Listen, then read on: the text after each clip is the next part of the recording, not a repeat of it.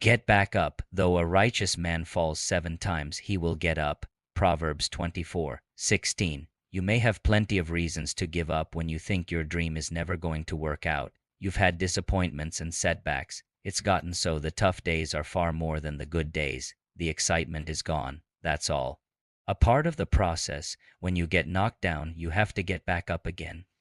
God didn't bring you this far to leave you. Don't settle for mediocrity. God created you for greatness. There's something in you that will cause you to stand out. You have something that nobody else has or can do. God put the seed in you so you can leave your mark. Don't let people talk you out of it. Don't let failures convince you to give up. Don't let delays and detours cause you to get discouraged. You're not weak or lacking. You are full of can-do power. When you stay committed, when you keep being your best day in and day out, God will open doors you could never open. He has something more rewarding for you than you've ever imagined.